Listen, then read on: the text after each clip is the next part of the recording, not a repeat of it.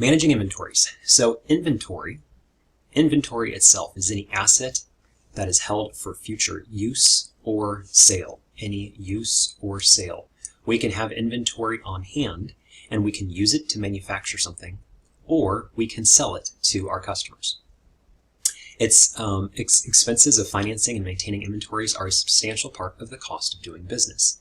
So typically a firm has about 30% of its assets and as much as 90% of its working capital in inventory. It is very expensive to have inventory both on hand and in work in process and finished goods, and that is where a significant portion of the cost of doing business is. Inventory management involves planning, coordinating, controlling, storage, handling, movement. It's all of these different processes that are needed to manage the inventory so that we have the inventory there at the time when our customers want or need that inventory. And the objective is to strike a balance between inventory investment and customer service. In some of these videos, you've probably heard me make the really bad joke of how many parts do you need? Well, you need all of them, right? So if you're trying to manufacture a computer and that computer takes 10,000 different parts to make, if it's got 10,000 parts that you need and you only have 9,999 of them, you cannot make and finish that computer to ship to your customers. If you've got a pen and that pen has a bill of materials and there's only 5 items that are needed to make that pen, but you only have 4 of them, then you cannot make and ship that pen to your customers. So although we do want to drive down inventory as low as possible so that we have higher inventory turns, we're not investing as much money into acquiring inventory, we do not want to run out. We want to have the right amount of inventory on hand so that we can make the products that we need. And inventory is also important if you're selling it as a finished good. So specifically if you're in retail, if you have a retail store, you need to have inventory on hand for when your customers walk through that door, they see the products that they want, that are their size and their style, and then they can procure those items from you. So the objective of inventory management is to strike a balance between the investment and the customer service. The functions of inventory. So inventory can serve several functions that add flexibility to a firm's operations. The first one is to provide a selection of goods for anticipated customer demand and to separate the firm from fluctuations in that demand. So it's very easy to visualize inventory in a retail establishment. Think about if you go into Nordstrom's or The Gap or wherever, even a supermarket like Vaughn's. You go to buy a product. You are there looking for something specifically. For me, if I want to go buy a shirt like this, it has to be a size large. Otherwise, I cannot buy it. I'm not going to buy a medium. That'll be too small. I'm not going to buy an extra large. That'll be too big. So the firm has to have the right amount of inventory on hand for when customers walk through the door so they can procure the materials and the items that they want once they are there at that facility. The second function of inventory is to decouple various parts of the production process. So if you think about a manufacturing facility where they are taking raw materials and turning those into finished goods, they've got to have all of the products there on hand so that they can manufacture that item. So when you're doing that through the production process, you have to have inventory there at various stages from start to finish of that process so that you can manufacture whatever it is that you're trying to make. So you've got to be able to decouple various parts of the production process, and inventory helps you to do that. Another function of inventory is to take advantage of quantity discounts. That just means you're buying more than you may actually need. In Chapter 14, MRP, we talk about buying the net requirements, which is exactly what you need to support your facility. But you may choose to buy more so that you can get a quantity discount. And we're going to go over that also, the quantity discount model, later in this chapter as well. But think about this. If you need 950 pieces of something, but a supplier is going to give you a discount for ordering 1,000 of them, you can round up your order to that 1,000 pieces. You're going to get a lower price, and then you're going to have 50 items left over in inventory. And the last function of inventory is to hedge against inflation. Prices go up, prices go down, and you're going to need to keep that in mind as you are buying your products or making your products. When prices are going down, you're going to want to make smaller purchases because then the next time you go to place an order for that same exact item, pricing will potentially be lower. So you want to have a lower standard cost and your average inventory will go down. When prices are going up and inflation is going up, then you'll want to potentially order more products because you want to lock in inventory at the lower price while things are going up. This is done a lot in the commodities market. Gas prices go all over the place. Sometimes they go up, sometimes they go down. And so people who are out there doing commodity purchases follow that line of thinking when they are buying their inventory, that when prices are going up, they will create large orders, and when prices are going down, they will have smaller orders to protect against that inflation and to hedge against that inflation. Okay, there are 3 different main kinds of inventory: raw material inventory, work in process inventory, and finished goods inventory. The first kind of inventory is your input. That's your raw materials. These are component parts, subassemblies, and supplies that are inputs into the manufacturing and service delivery process. In general, raw materials have been purchased but not processed yet. Next is work in process. This is when there's been some kind of transformation or value added to the raw material process, and the price for the whip will be more expensive than raw materials because, again, there has been some value added to it, whether you're combining numerous kinds of raw materials or whether you're adding the labor to that product. It is now work in process and whip, so it has an additional value added to it.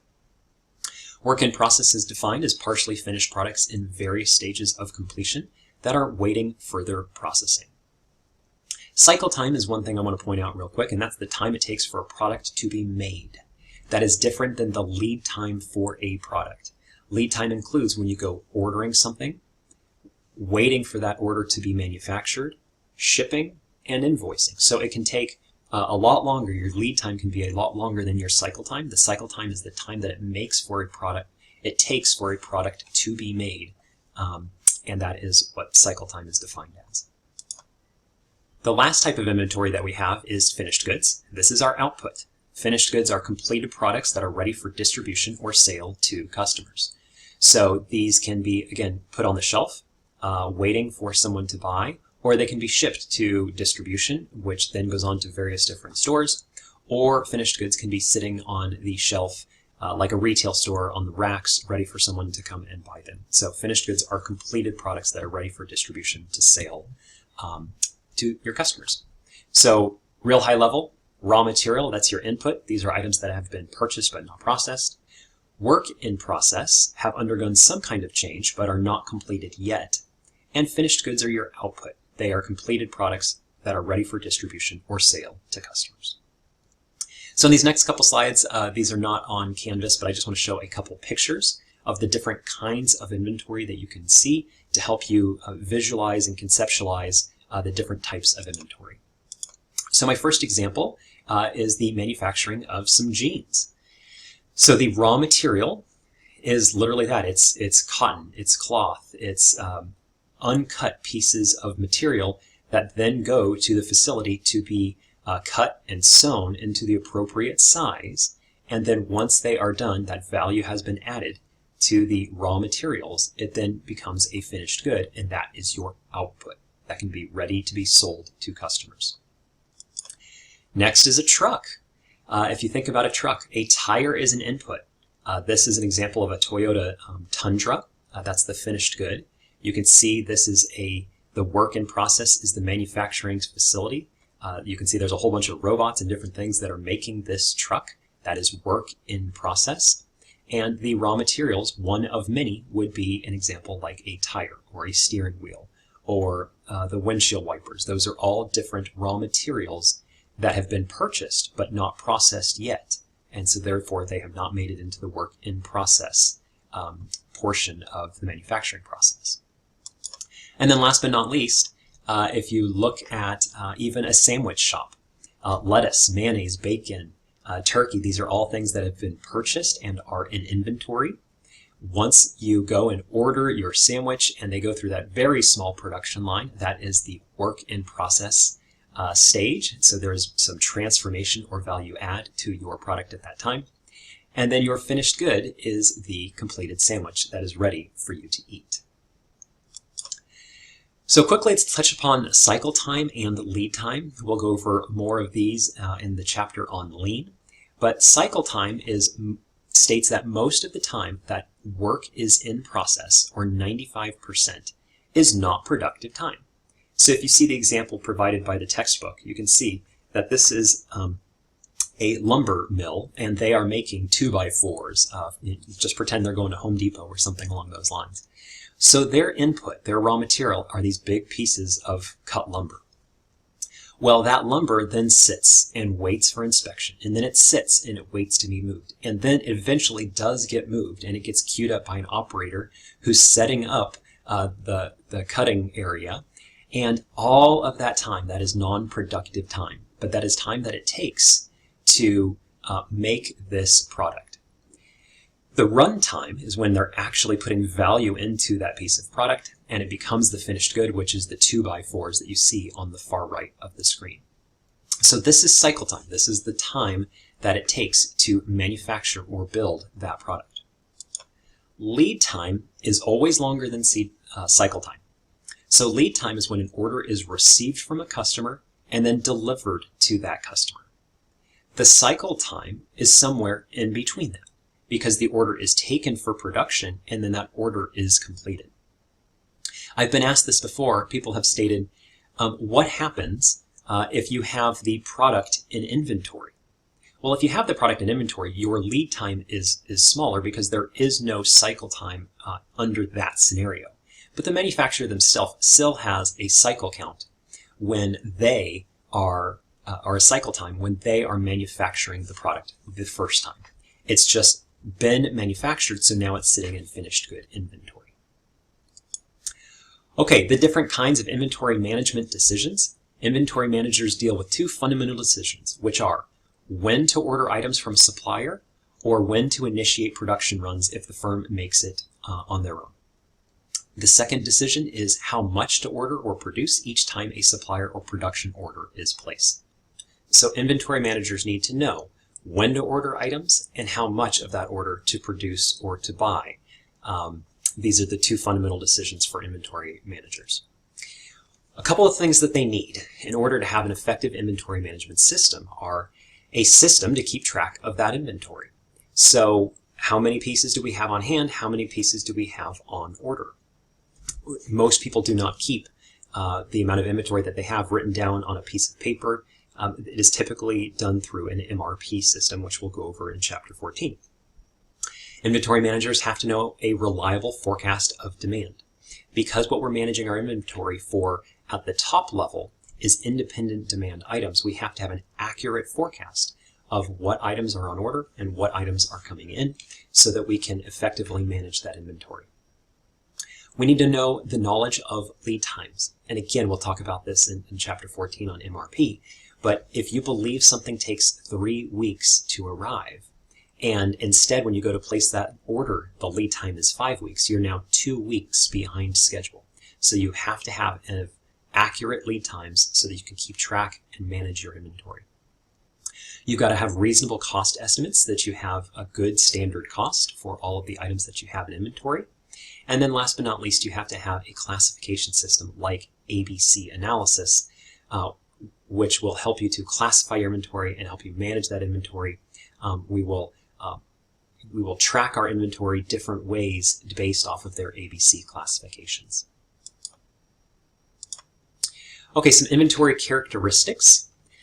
We need to know the number of time periods in a planning horizon. So is this a short planning horizon or a long planning horizon? Planning horizon can be anything. It can be a day, a week, a month, a quarter, even a year. We need to understand the size of the time period. Is it hours, days, weeks, months, or quarters? Again, the size of the time period can fluctuate as well depending on what inventory you are managing and what time horizon you are managing. Your lead time is the time between placement of an order and its receipt. Your lead time is longer than your cycle time. And stock out. A stock out is the inability to satisfy demand of an item. That means you don't have inventory. A back order is when a customer is willing to wait for an item. So they go to buy something, it's not there, so they place an order and they are willing to wait the lead time for that order to arrive to them. A lost sale is when a customer is unwilling to wait for a purchase and they go and they buy that item or a similar one elsewhere. So a lost sale is not something that you want to do, and if you are not managing your inventory well, then customers will go and buy items or like items from somewhere else. So let's talk about the inventory management costs. There's a couple different kinds of costs. There is the stock keeping unit, which is called a SKU. This is a single item or asset stored at a particular location. This is essentially the unit cost. So if you pay $1 for a widget, then that widget is $1. That's the stock keeping unit or the SKU price. 4 major categories of inventory costs are available to us when we manage inventory. So the 4 different kinds of costs are our setup or our ordering costs, our holding costs or our carrying costs, our unit cost or the SKU price, and a shortage or a stock out cost. We're primarily going to focus on the top 3 costs, which are our setup and ordering costs. This is the result of work involved in placing purchase orders with suppliers or configuring tools, equipment, and machines within a factory to produce an item. So setup and ordering costs are the same thing. It essentially means how much does it cost us to place an order with a supplier, or how much does it cost us to set up a manufacturing facility so we can create that work order. Holding costs or carrying costs are expenses associated with carrying that inventory, such as interest, insurance, taxes, deterioration. All of those are holding costs or carrying costs. What does it cost us to hold or carry that inventory into other periods? What are those costs? Most organizations don't buy inventory, like raw materials, with cash. Many of them have a line of credit, so they're going to have to pay interest on those purchases. So that is a holding or carrying cost. The next kind of inventory management cost is your unit cost or your stock keeping unit cost. That's the price paid for purchased goods or the internal cost of producing them. And then our last cost is a shortage or a stock out cost. This is the cost associated with a SKU being unavailable when needed to meet demand. These costs are hard to calculate, but it does get easier when you think about if I'm buying a product and I normally pay $1 for that product, and I've got to pay a vendor to expedite it for me. So they're now going to charge me $2 for that product instead of $1 because they're going to make it in half the time. Or I have to pay an expedited freight expense. So what if it would normally cost me $10 to receive a product by normal shipping methods, but now I'm going to air freight it overnight and it costs me $30, that would be an expedite cost that I would absorb. So therefore, that shortage or stock out cost is the cost of that item being unavailable when needed to meet my demand. There's another kind of stock out cost, and that's a lost sale, which is when we do not have the product on hand and we are unable to sell it to our customers. What did that cost us by not having the product available to our customers at that time?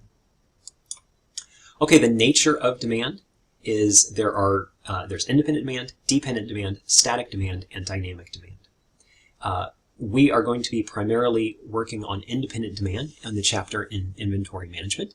This is where the demand for a SKU that's unrelated to the demand for another SKU, and it needs to be forecasted. So think about this, and I'll use the example of cars. Think about you have a different forecast for Toyota Corollas than you would a Toyota Tundra or a Toyota Tacoma. So those are all independent of each other, and therefore the demand for those SKUs needs to be forecasted. Dependent demand is demand directly related to the demand for other SKUs and can be calculated without needing to be forecast. So if you're a car dealership and you're forecasting, I need 17 Corollas and 42 Tacomas and 35 Tundras, you send your order over to Toyota, and Toyota is taking all of these orders from all around the country and they're putting them all together. So they're adding up all of the independent demand to see what products they need to manufacture, going forward. Well, dependent demand would say, okay, let's say at a top level here at Toyota, We need to make 10,000 Corollas. Well, if you're going to make 10,000 Corollas, you know for certain that you need 4 tires per every 1 car. So if you're going to make 10,000 Corollas, you need 40,000 tires to support that order. So dependent demand is the demand directly related to the demand for other SKUs and can be calculated without needing to be forecasted. Static demand is relatively stable. That's if you're selling the same amount of products every day, every month, every week. That's when your demand is relatively stable. And then dynamic demand varies over time. This is what you see in most firms. Demand goes up, and when times are bad, demand goes up when times are good. And that demand is dynamic, and so it varies. Okay, inventory models. There's 2 different kinds of inventory models. And again, for this chapter, chapter 12, we're going to be talking about independent demand. These are our finished goods, items that are ready to be sold, like a computer or a car or even a sandwich. Our dependent demand are components of finished products, and these are the items that are needed to make that computer or that car or that sandwich. So independent demand is uncertain and needs to be forecast, and dependent demand is certain and therefore it can be calculated. But again, we will go over that in chapter 14. We are not going to be discussing that much in the remainder of chapter 12.